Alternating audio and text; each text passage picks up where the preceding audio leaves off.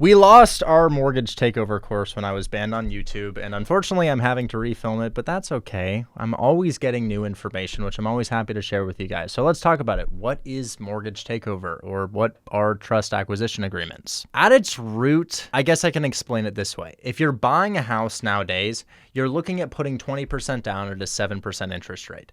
What if somebody had a 3% interest rate on their house? The house wouldn't just be inherently desirable because it's a house. Their interest rate doesn't exist anymore. Nobody else can get a 3% interest rate. So us taking over a 3% interest rate is pretty desirable. And then let's add to that scenario. Let's say the house is $100,000. As I said, you have to put 20% down when you buy a $100,000 house, right? If the seller of that $100,000 house has a mortgage at $90,000 and 3% interest on that $90,000 mortgage, wouldn't it make sense for them to give you their house for $10K down instead of $20K down? I'm not sure if I said that well, but essentially we've got a hypothetical scenario. Seller is listing their house at $100,000. If you buy that house for $100,000, the terms in your mortgage are you put 20K down, 20% down at a 7% interest rate.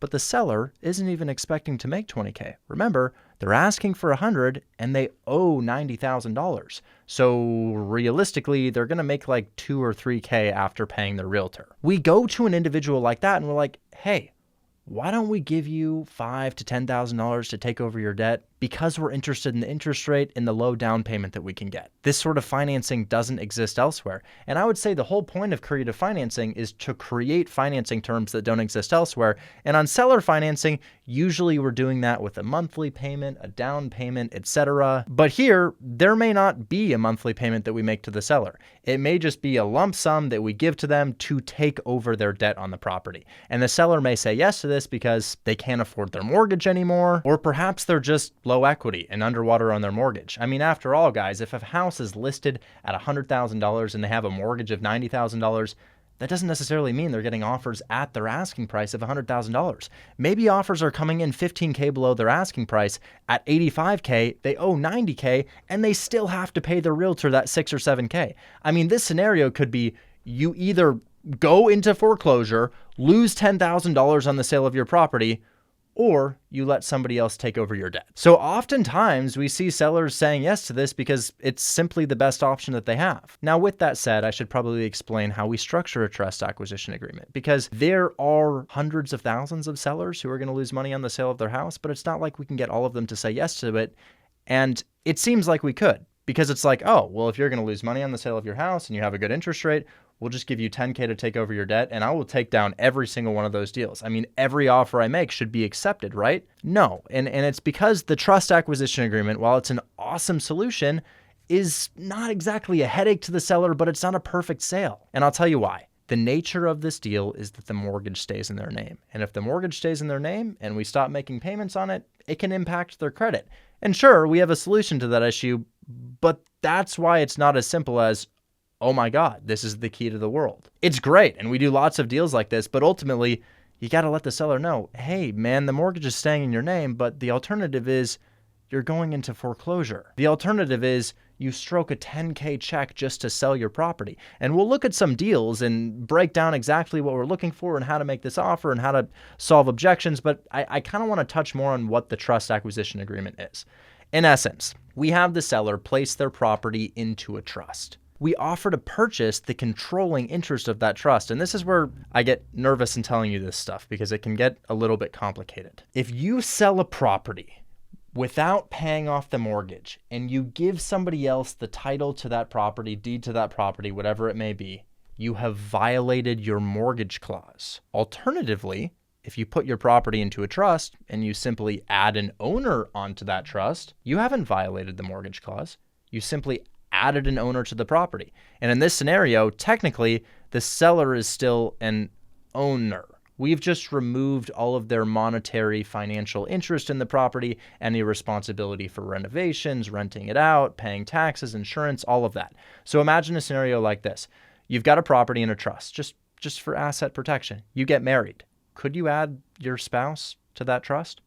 Yeah, that's not illegal. You haven't violated a mortgage policy. You're simply adding somebody onto the trust. Okay, let's say you then get dementia, early onset dementia, and you can't make financial decisions anymore.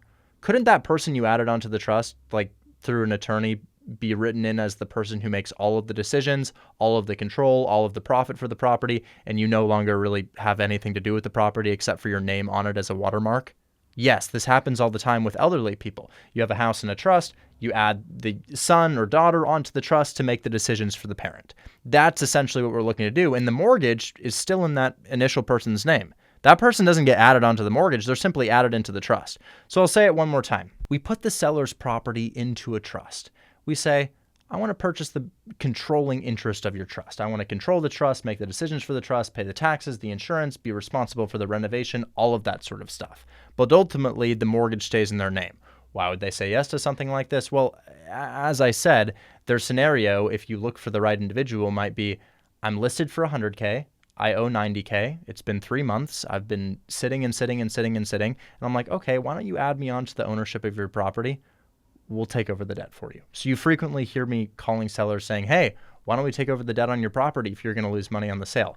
That's what this is. Property goes into a trust. We purchase or wholesale or sell to somebody else the controlling interest of that trust. So you can't really safely and legally sell a property without paying off the mortgage and transfer ownership to somebody else, unless the way that you transfer ownership is, well, you're simply added on as an owner, but in the operating agreement of the trust, we've taken all control of the property. Now, how do we protect the seller? Because ultimately, we wholesale these deals all the time. How is it that we can have the property go into a trust and then have some random real estate investor buy that trust from the seller if their name is still on that mortgage? We structure it such that the house goes back to the seller if payments are missed for 2 months. Your credit impact is not going to be terrible if you don't make your mortgage payment for 2 months. It's going to bounce back relatively quickly after the payments are continued to be made on time. But ultimately, we have a very sharp stake beneath us ensuring our performance. If you miss payments for 2 months, the house is lost. The seller can legally retake the property, and it's not even through foreclosure. We structure it such that the trust just defaults back all the way to that person who's still on it as a minor 10% interest in the trust. So it's easy in that way because they're technically already an owner of the trust, and if we stop making payments, we lose our entire claim to the trust. Now, I like to think about it this way. I actually hope that people miss payments if I were to ever sell my property like this. You know why? Imagine 5 years down the line. Imagine 10 years down the line. They've already got our down payment, right? We've been paying the mortgage on time, but we get hit by a bus and we stop making monthly payments. Well, it's been 5 to 10 years. Maybe the property's gone up by $50,000, $100,000 in value, and they get to sell the property again.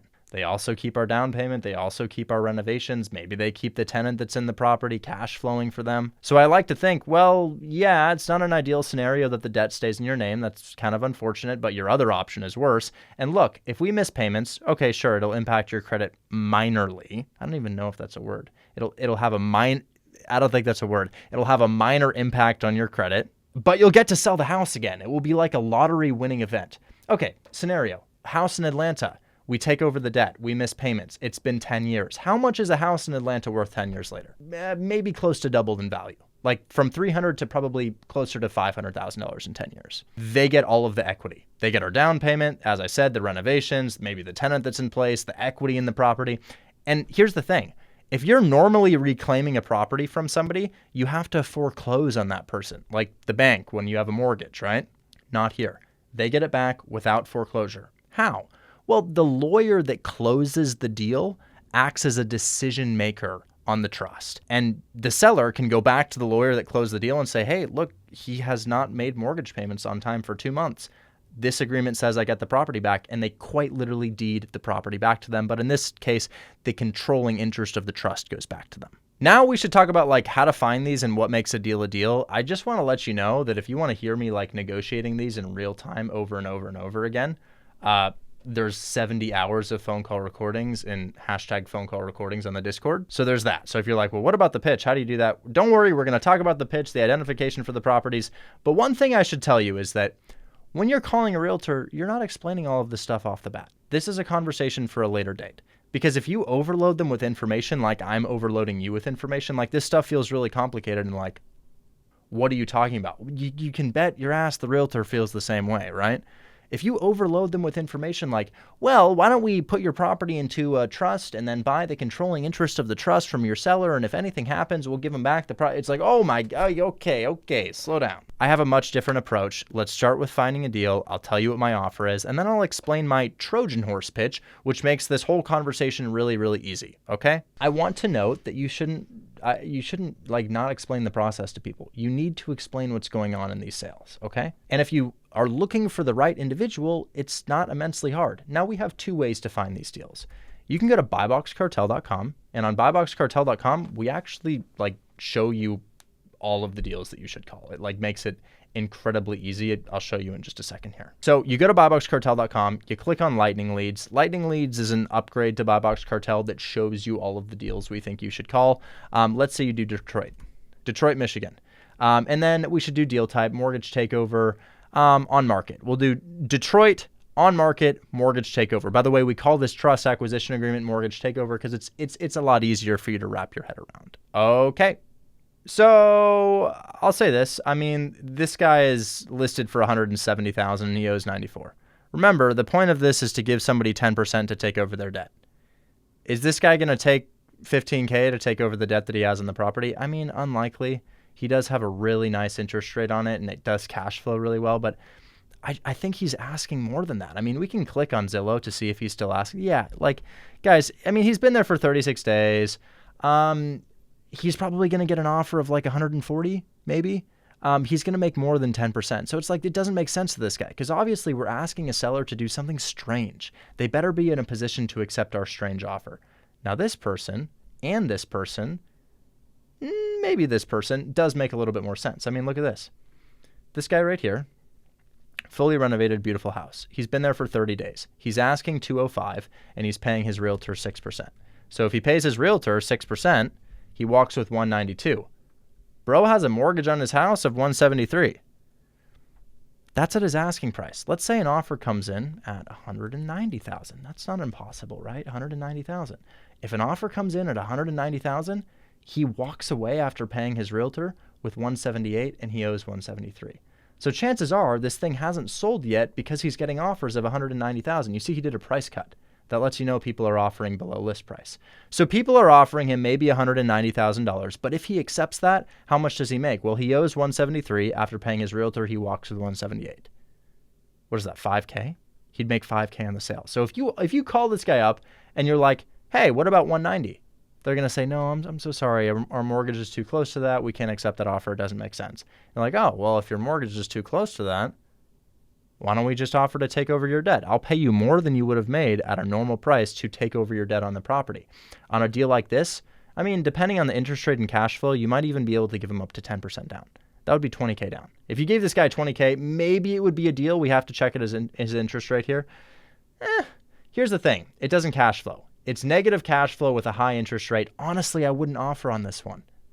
Like, sure, he might accept that. He might give you his house for 20K down. Sure. But I don't think I'd offer on this. It just doesn't really make a lot of sense. Let's price these low to high. Let's price low to high. The lower the price, the more likely you are to cash flow. I really love cheap houses for that reason. Okay. So this is the perfect scenario, guys. This is the perfect scenario right here. Let's see if he's still for sale. Yeah, it's still for sale. You want to be careful with this because I don't want it to be a short sale. Ask them on the phone if it's a short sale. If they owe more than their house is listed for, they might be doing what's called a short sale. A short sale is when you go to the bank and say, hey, I want to sell my house for less than I owe. Can I do that? And the bank says, okay, yeah, you can do that. But once the bank is dead set on doing a short sale, we don't want to stop them from doing a short sale. We don't want to get in the way of the bank's expectations for what should happen, okay? So call them and be like, first of all, I would tiptoe into the conversation. I'm not saying all of this up front. They're going to get overwhelmed. They're going to hang up on you. It's not going to make any sense, okay? And I'll explain exactly how to pitch this, but this is the scenario where somebody would say yes to this offer. I want to tell you why. And I'll give you both options. Like option A, you go through with what the seller's trying to do. Option B, you do what I'm trying to do. And you tell me which one you like more, okay? So option A, well, the seller owes $68K. He is asking for $59K. Inherently, right here, he's losing $14K on the sale. He's got to pay his realtor. He's losing $14,000 on the sale. What if we call him and offer him $5K profit? Massive difference in him losing 14K. And then we offer to pay the realtor too. Hey, I'll pay your realtor 3K. I'll give you 5K to take over the debt that you have in the property, right? Now, is this thing cash flowing? It says his monthly payment's $980. So it's not really going to cash flow very much. Rent's for $1,275, monthly payment $980. So not a ton of cash flow, but this is the scenario where he would say yes. It may not be a scenario for us that's perfect because of the cash flow and the interest rate being 7%, cash flow being pretty small, but it shows you why somebody would say yes, because it's like, what would you rather do? Let me take over your mortgage. The risk is I don't make the payments. You get the house back. Come up with 14K. Here you make 5K. Here you lose 14K. And then let's stack another need on top of that. Something bad happened to you financially and you can't afford the mortgage. So now this option is lose 14K or lose your entire house and have a foreclosure on your credit that prevents you from getting another house like ever again because you got foreclosed upon. Not ever again, but for the next 10 years. Or I give you 5K and I make your mortgage payments for you. And if I miss the payments, property goes back to you. You know, that's why somebody would say yes to an offer like this, right? We see it all the time. What about this guy? Would this guy say yes? No, he wouldn't. He's asking 135. He owes 47. Doesn't make sense. He's going to make too much money on the sale. This guy, okay, yeah, we're getting pretty close, and the cash flow is nice. I actually like this deal. I mean, yeah, this looks great. This looks really good. I almost want to stop what I'm doing and call them. I almost want to call this guy. We might do a fake phone call, but look at this. Asking 70, owes 50. On market 11 days. Okay. Tenant's paying $1,100 a month. My thought on this is that if your offer comes in at 60, you barely make any money. He's asking 70. It could be a reasonable offer to offer 60. He barely makes any money on the sale if that's the case. So it's not necessarily the case, but it could be the case. And why do I like this one for us? I've seen a number that I've liked for them, but not for us. I like this one for us. The reason I like this for us is, sure, you've got the high interest rate, but your payments are only $550 and the tenant's paying $1,100. You've got some significant cash flow in there, guys. So if you can access this cash flow for perhaps a $10K down payment, that's a deal. That's a deal. Hey, $10K to take over your debt, no problem all day long. Absolutely. If the seller's on market for any longer, it will be a great solution for them. It's only been 11 days. Maybe they get what they're asking for. If they can get what they're asking for, great, they should do that instead. Keep in mind, I could also come in with a cash offer here. You know, this would probably also be a deal if you hit this guy with like 55K. This for 55K? That's probably a deal. That probably works. In cash, I'm just talking normal cash. So you could be like, hey, I'll give you 55K. And they're like, no, I'm not going to make any money on the sale. And I'm like, okay, what about this? I'll give you 10K to take over your debt. That's a little bit more than 10% down. That's a little bit more than 10% down. The reason it works is because your cash on cash return is through the roof. You're paying 10K to get like $300, $400 a month of passive cash flow. That doesn't exist elsewhere. It's really, really good. So this is good. The way that I would make it better is if this mortgage were at 65, 60. If he owed right next to that amount, I'd be like, no brainer, you should do this. Let's keep looking. Okay, same scenario, exact same scenario, but prettier house this time. How many days on market? Let's check this guy out. 137 days on market. I feel like he may be under contract with one of these offers. This is a common, not exactly common, but common in the investment space. This is looking really good. Wow, look at this. This guy's got less than 15K in equity here. Less than 15K in equity. His balance is over 55. He's asking 70. I don't love that it's a 2-1. 2-1s are kind of ugly ducklings of real estate. 3-1, 500 cash flow, 16K equity. That's pretty good right here, guys. Look at that interior. Great condition. Doesn't need any work. We could probably give this guy 10K to take over his debt. Are they going to say yes? Maybe. Depends on your pitch. What would my pitch sound like? It would sound like this. Hi, I'm calling about Bromwell Street in Detroit. Did I catch you at a good time? Perfect. I'm just going to go right out with it. It doesn't really look like there's much work needed on the property. I've got an offer for this. I'm at 60K. What do you think? It's not that far below list, like 12K below list. You think we could do 60? Oh, man, your seller can't do 60? Why not? I mean, you guys have been here for 100 days. You guys can't do 12K below your list after 100 days of not getting your price? Oh, they have a mortgage on it that they just wouldn't make any money on the sale? Okay. I'll tell you what. I'll pay you 4K for your commission. I'll give you 4K for your commission. And why don't we offer your seller like 7? Doesn't look like he was going to make 7 anyways. I'll give your seller 7 and I'll give you 4. to take over the debt that you have on the property. And as far as like how we'll take over the debt, look, there's a million different ways to take over debt in the United States. I'll tell you what, just go to them, ask them if they're okay with us taking over the debt as long as we give them 7K, as long as it comes off their debt to income ratio and they can buy a new property. By the way, did I mention that? It's not that it comes off of their debt to income ratio, it's offset. The credit score is offset from their debt to income ratio, allowing them to buy a new property. And we have a lender in the Discord who will give them that new loan to buy them a new property. So you're not just saying, hey, you can buy a new property. Here's the lender who understands what it is that we're doing, backs what we're doing, and will grant your client a new loan after they sell us this property in this method. Remember, you're not necessarily buying the property. Like I have a ton of properties that I've bought like this. What you could also be doing is wholesaling the property. Anyways, how do we find the lender who's willing to do that for us? Go in the Discord. It's called #SellerNewLoans.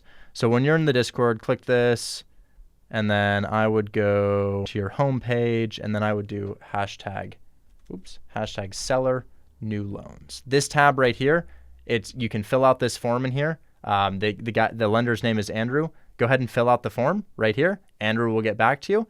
And they can qualify them for a new loan, assuming this method of sale. Anyways, I really like this opportunity. 100 days on market, illustrating that offers have been not great.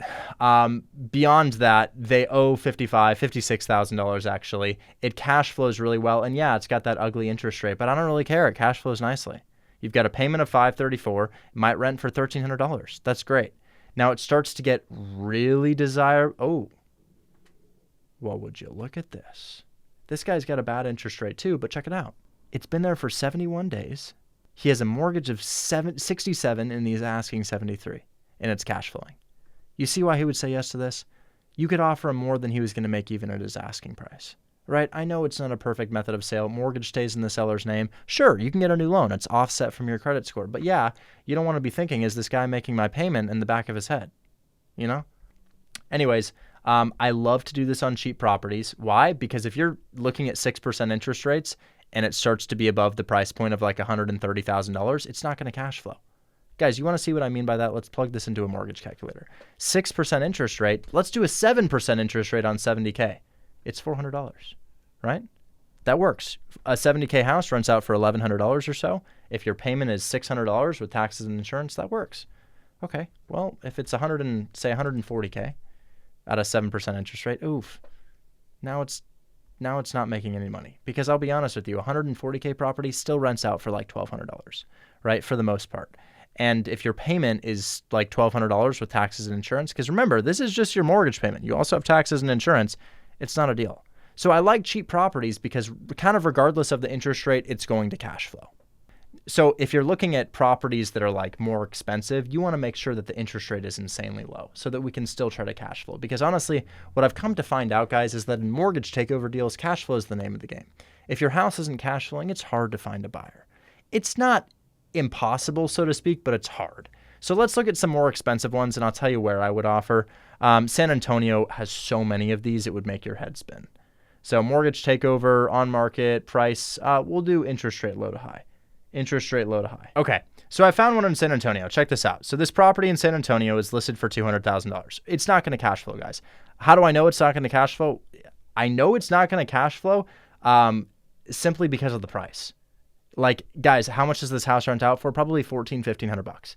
That's just a guess from looking at properties for a long time. Maybe $1,500, maybe $1,600. So I'm going to look up the property. I'm going to go to Zillow Rent Estimator, and we'll see that it's not going to cash flow. Buy Box Cartel also tells us this, but we'll see. Wow, it goes for $1,700 per month. Okay, shoot, maybe it will cash flow. You know, it does cash flow a little bit, but I'll tell you what, they pay $1,200 and it goes for $1,700. It's not a ton of cash flow. It does actually cash flow a little bit because of that low interest rate. So this is actually great, guys. I mean, the property has been on market for 84 days and they have a price cut of $5K. I have a feeling offers have come in at like 180, 190. It just doesn't make sense to them. It just doesn't make sense. Now, this guy has a really hot interest rate and it cash flows a little bit. You could probably give him, I'd be nervous to go above like 12, maybe above 12. I probably wouldn't go above 12K. Probably $12,000 down. Where did I get the 12K? It's so hard to say, guys. It's not based on any calculations. I haven't done any calculations. 10K works too, 13K works too, 11K works too, 9K works too. 20K down is just a lot for a deal like this. 10% down, 20K down. Remember, we charge a fee, so it's going to be 30K for the buyer, right? So it's like 30K down on something like this, assuming we got it for 20K down. It doesn't make sense. It's not a good use of your money. Your 30K can go further elsewhere. You're not making very much cash flow. It's not a high appreciating area. It just doesn't make a lot of sense. So the down payment has to be low, low, low if the house is above 150K. Like your percentage, I'll be honest, guys, you should probably put 5% down across the board if it's above 150K.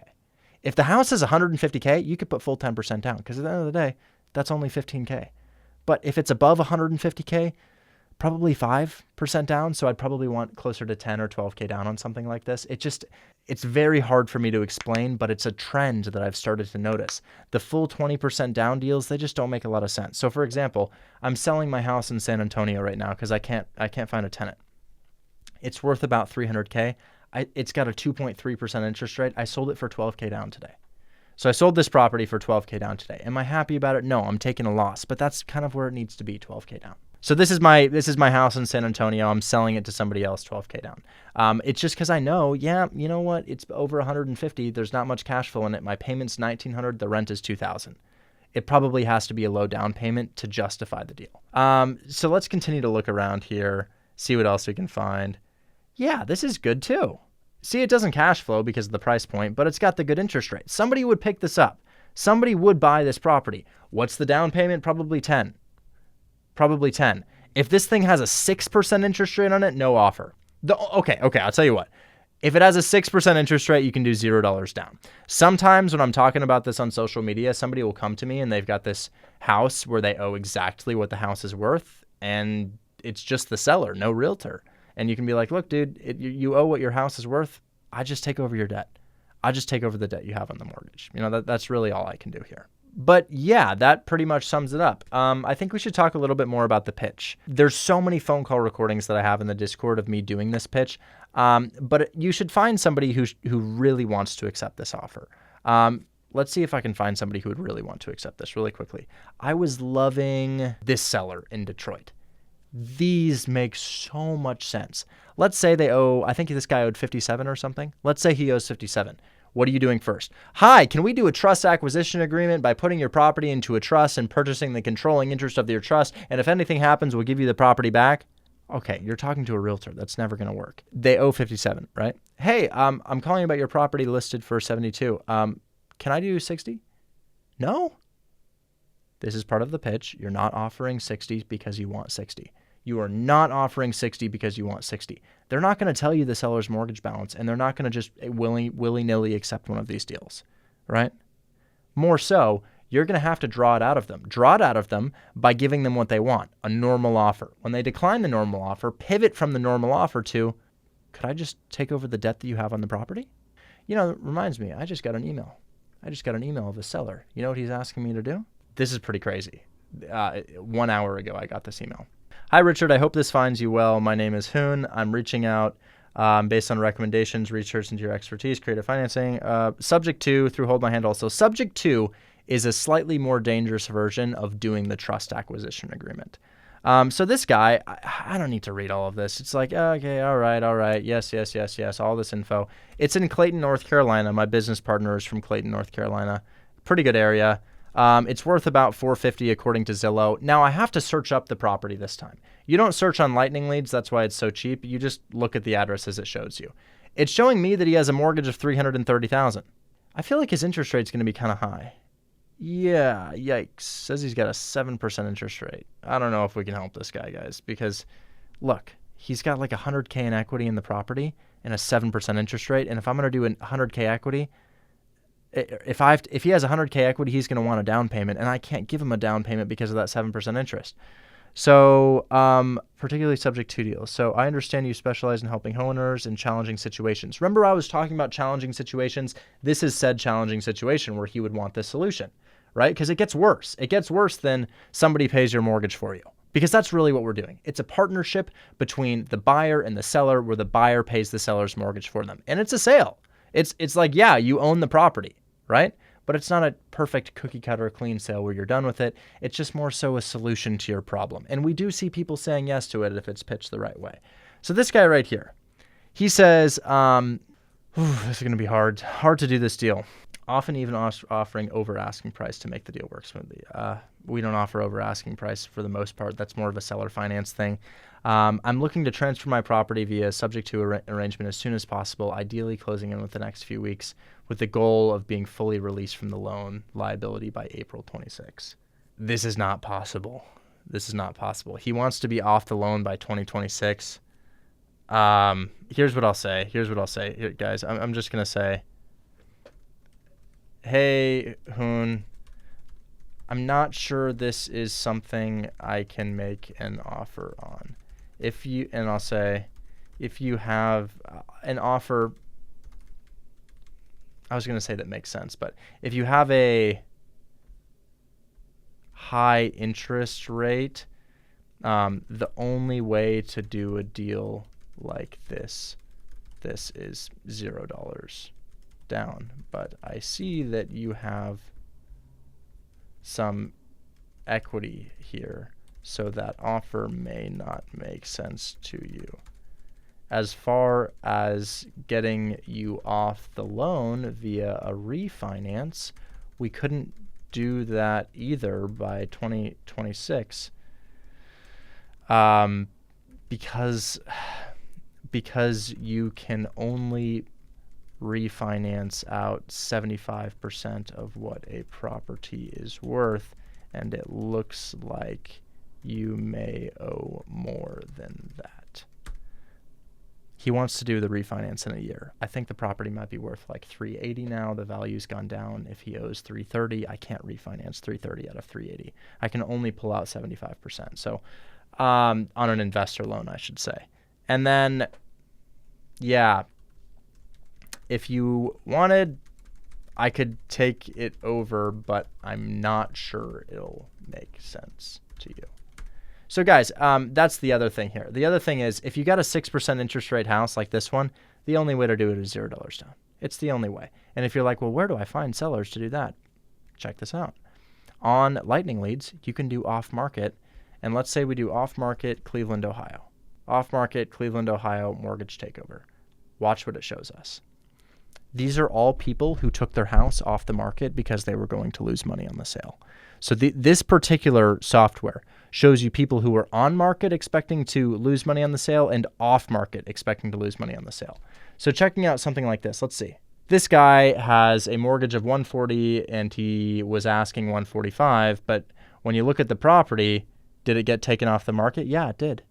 Listed for sale at $179, and then he took it off. Why did he take it off? He probably took it off because he owes $140 and realized he wasn't going to make very much money on the sale. You can click Create Offer and skip trace his info right here. And now you have the seller's direct contact information, and you can call him if you want. Let's look at some other ones because I want to find one that makes a lot of sense. Yeah, look at this guy. So he was asking $85, he owes $116. He took it off the market. Why did he take it off the market? Well, you guys can kind of imagine why he took it off the market. Listing removed. So somebody bought it in 2024 for $85. He lists it for $135, and he's like, no, I don't think so. I don't think I'm going to sell it because I don't think I'm going to get that price. And if I actually get what it's worth, $85, well, what's going to happen? Well, I'm going to lose money on the sale. So he owes $116,000. He was asking $130 or so, didn't get it, took it off the market. But no worries, you can contact this individual. So this is the power of Lightning Leads, off-market real estate right at your fingertips. And remember, you wanted somebody to be like this. This is good. This is really good. So this guy right here, looks like he had the house listed for $179. He removes the listing, and his mortgage is at $147. He's not going to make anything on the sale. Like, absolutely nothing. This would be a great individual to call up and be like, hey, can I take over your debt? I want to give you $10K to take over your debt. It looks like you weren't going to make that. And guys, if you're like, well, I don't know if that works, I have one under contract now.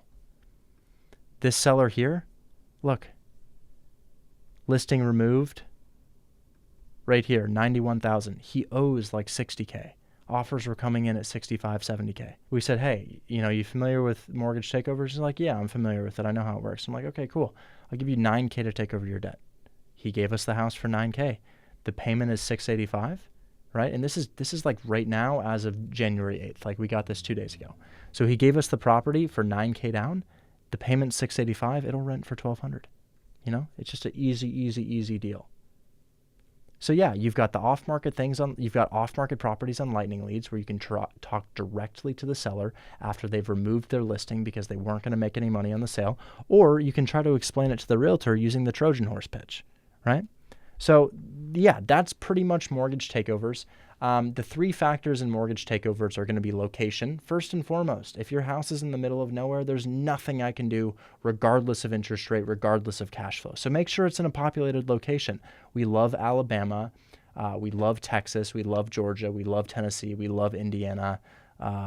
We love Ohio. We love Michigan. Like honestly, Midwest and South, Florida, really good too. Those are great areas. So location is the first thing. Down payment.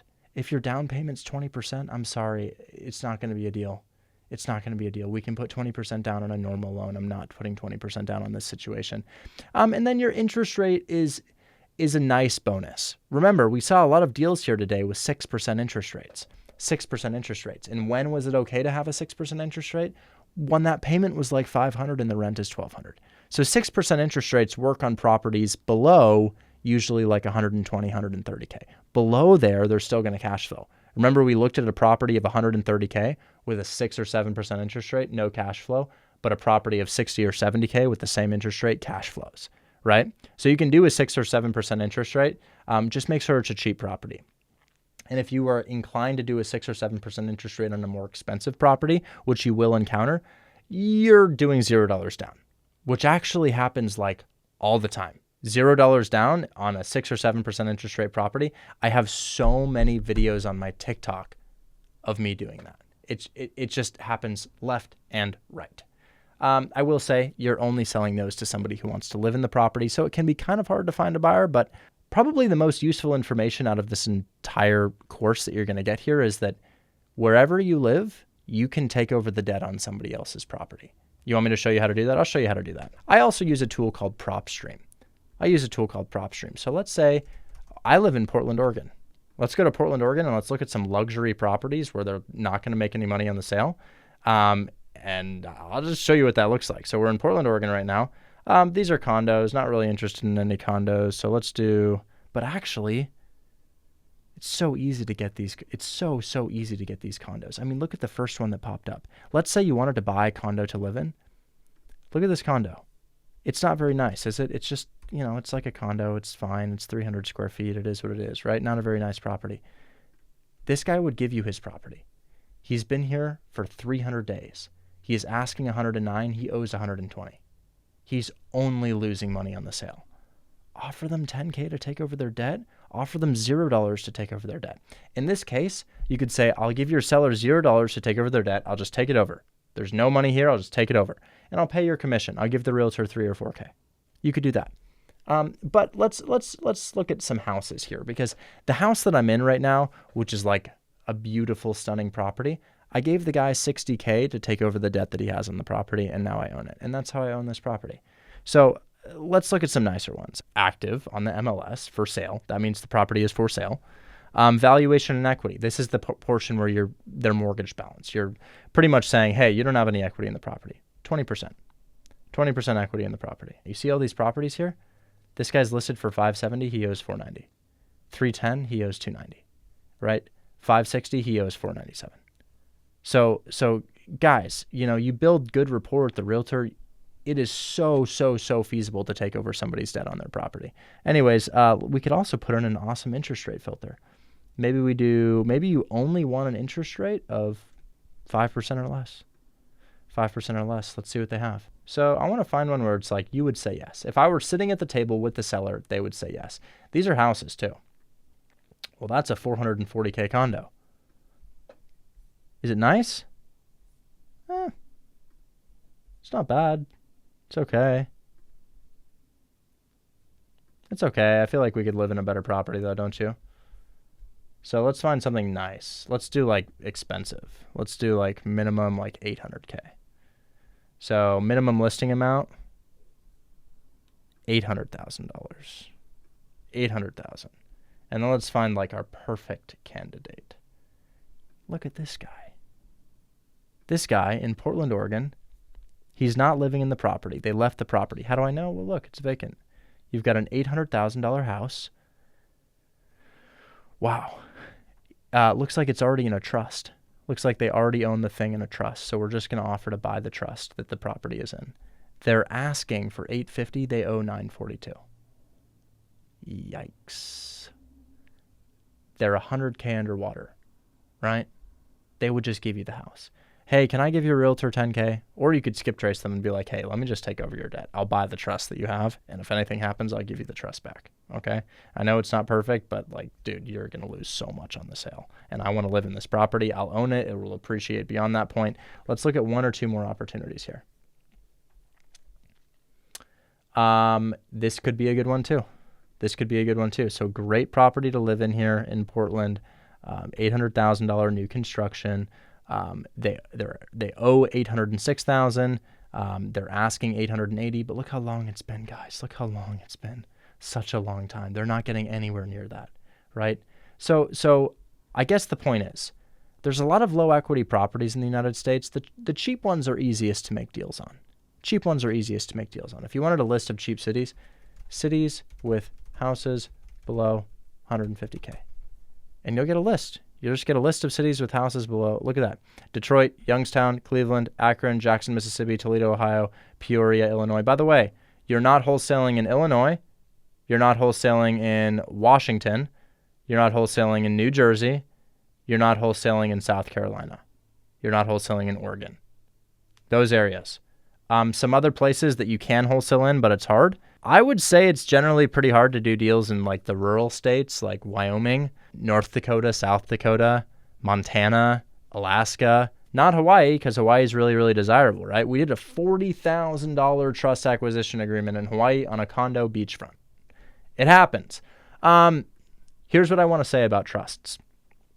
It's high level. Super high level. Your pitch here is challenging. It is a challenging pitch. But if you want to hear me pitch it, remember, #phone call recordings in the Discord. I pitch this all the time. You can also do this on multifamily properties, guys. I love doing this on multifamily properties, although they're kind of hard to find. And the reason I like doing this on multifamily properties is because these guys are investors and they're open to creative scenarios. A lot of them bought their multifamily properties in scenarios like this. So I've got this great multifamily property here, guys. Check this out. This guy, I think he owed like $430,000. Let's find out what he was listed for. Yeah, he's asking $480,000 for the property. He owed $430,000. Offers were coming in at $440,000, $450,000. We offered him $40K to take over the debt. $40K. He was never going to make $40K at his asking price. Why did I do it? The reason I did it is because it's a 4-unit, super rare type of property. It's got a 2.7% interest rate on it. My monthly payment's $2,900 and the tenants are paying $4,400. It's just a complete no-brainer to me. And it's in a really awesome location. So yeah, oh yeah, one more thing with your trust acquisition agreement that I should probably let you know about. Buy Box Cartel spits out offers on these. So let's find one. Okay, for sale, nice. Detroit, Michigan for sale. Let's go ahead and go to Buy Box Cartel one more time, guys. And you enter in an address, right?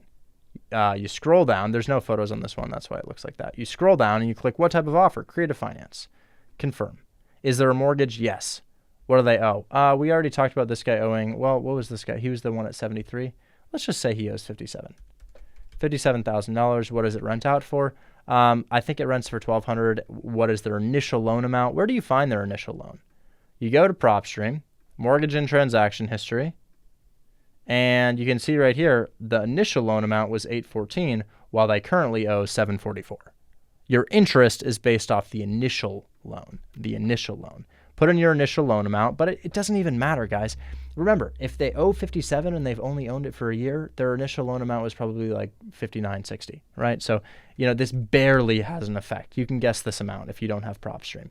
Interest rate, maybe we'll say like 6.67%. Great. It just spit out an offer. It said, hey, we'll go ahead and give you 62 grand. This is what I think your monthly payment is, and we'll give you $5,700 to take it over. This starts low. I think you could offer more than that. I think you'd probably offer this guy like $10K to take over his debt on this property. It also will put your offer into an email template. So to put your offer into an email template, you can send that to the realtor, but you're better off calling them.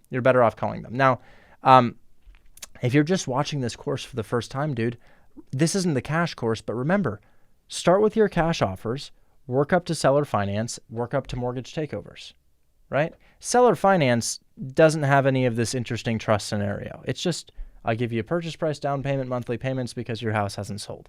Cash offer doesn't have any of this interesting scenario. Your house is listed at $70K. I could be at $45K. That's a cash offer at a viable discount. Now, I will say, out of the 25 houses I own, I think like 15 or 16 are these mortgage takeover deals. So these are powerful, really powerful. I'm kind of favoriting seller finance right now. I kind of like seller finance. It's real easy. It's real easy. But this is a very, very powerful method that we talk about in the Discord, and you will see me pitch this from time to time. Anyways, guys, that's the mortgage takeover course. Remember, this is just your icebreaker.